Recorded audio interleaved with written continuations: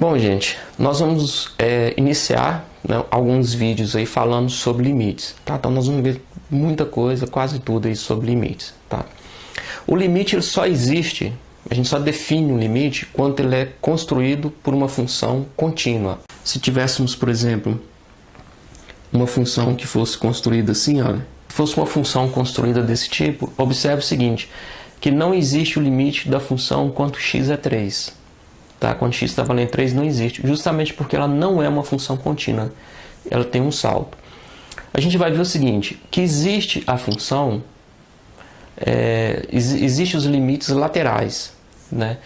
Aqui nós temos o limite lateral à direita, né? Quando x está tendendo aqui, quando x está tendendo a 3 aqui pela direita, tá? Existe o limite que vai ser aqui 1, quando x tende à direita, né?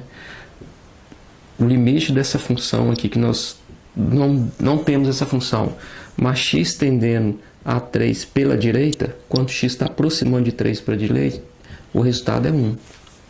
Tá vendo? Agora, o limite da função, quando x tende a 3 pela esquerda, ou seja, está nesse sentido, ó, a resposta vai ser meio. Agora, o limite dessa função, quando x tende a 3, ele não existe. Então, para a gente definir limite, eu peguei esse exemplo aqui para a gente definir limite, tá bom? Então, ficou assim, ó, quando x tende a 3 pela direita, a resposta é 1. Existe a função aqui, ó, à direita, o que vale é essa função. O limite à esquerda, quando x está tendendo a 3 pela esquerda, a resposta vai ser meio, tá aqui.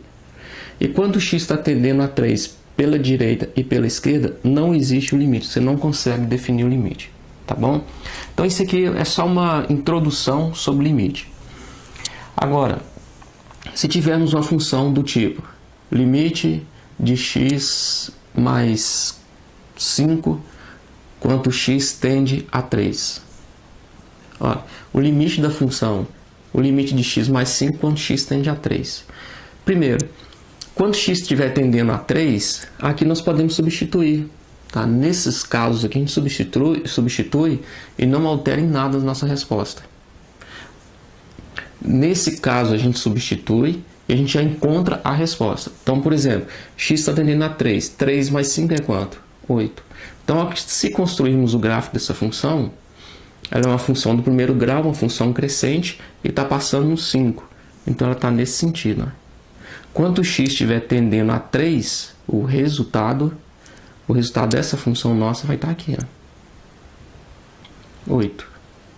Tá? É uma função contínua, é um gráfico, não teve salto, e quando x está tendendo a 3, tanto pela direita quanto pela esquerda, ele tem sempre o mesmo resultado, que vai ser 8. Tá? Aqui nós temos casos especiais, onde a gente define ou não define a existência do limite. Aqui nós temos uma função contínua, né, que a gente consegue definir o que é limite, tá bom? Então vamos ver mais alguns exemplos. Então vamos ver agora vamos ver mais esses 3 exemplos aqui. Nós vamos ver vários exemplos, tá? Nesse vídeo e nos próximos. Mas inicialmente agora vamos ver esses 3 exemplos aqui sobre limite. Como é que a gente resolve esses 3 casos, tá? Esse aqui é uma função do primeiro grau e se a gente substituir aqui o x por 2, observe o seguinte, que aqui a gente não tem a observação aqui, ó, de mais 2 ou menos 2 aqui, ó, tendendo a x pela direita ou pela esquerda. Então, esse gráfico dessa função é um gráfico que está nesse sentido. Ó, tá? É uma função crescente, que aqui é positivo, então está nesse sentido. E passando nesse menos 2 que está aqui. Ó. Então, eu sei que esse gráfico está assim. Quando x estiver tendendo a 2... Ou seja, quando x estiver tendendo a 2 pela direita e pela esquerda, ou pela esquerda, o meu resultado daqui, ó, vai ser um resultado positivo. Ó. Quando x estiver tendendo a 2, tanto pela direita quanto pela esquerda. Então, 4 vezes 2, 8. 8 menos 2, 6. Então, o meu resultado aqui vai ser 6. Tá? Esse é meu limite. Na medida que o x vai aproximando aqui de 2, o meu resultado ele vai tendendo a 6. Aqui, ó. Na medida que meu x vai aproximando a 2, vai tendendo a 2, o meu resultado ele vai aproximando de 6, tanto quanto pela direita quanto pela esquerda, tá? Onde que vai aproximando, olha, os valores vão modelando para esse resultado aqui, que é o 6, tá ok? Agora o limite do seno de x, quanto x tende a π sobre 2. O gráfico, fica mais fácil explicar isso aqui por meio de um gráfico. O gráfico da função seno é um gráfico que sai da origem aqui. Sai não, ele passa pela origem. Ele está vindo aqui, ó. Ele passa pela origem e vai fazendo esse movimento, ó. Tá? π sobre 2, ele está aqui, ó, que é 1/4 da circunferência. Então π sobre 2 está aqui. Aqui nós temos 1, que é isso aqui, vem lá da circunferência trigonométrica, né?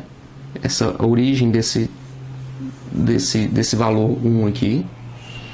Então aqui, π sobre 2 está aqui. Então quando x estiver tendendo a π sobre 2, que é esse aqui, olha. Então x está tendendo a π sobre 2, o nosso resultado está aqui, olha. Ele é 1, tá? Tanto pela direita quanto pela esquerda, eu tenho sempre esse resultado. Então o resultado aqui vai ser 1. O limite sendo de x quando x tende a π sobre 2.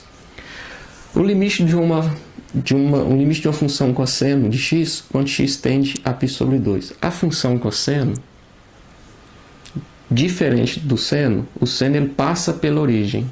A função cosseno, ela está nesse sentido aqui, ó. Ela passa no 1 e segue o movimento. Então ela está passando aqui nesse ponto, que é 1. Aqui nós temos 1/4 da circunferência, ó. Então aqui vale π sobre 2. Então na medida que o x vai tendendo a π sobre 2, o resultado aqui está tendendo a 0. Tá vendo? Então, nesse ponto aqui, olha, qualquer valor que eu pegar no eixo de x, o y é 0. Então nesse ponto aqui, o nosso resultado ele está valendo 0. Quando o x vai tendendo a π sobre 2, nós temos esse resultado. Tá ok? Vimos esses 3 exemplos, mas nos próximos vídeos a gente vai continuar fazendo exemplos e explorando essa parte do seu limite.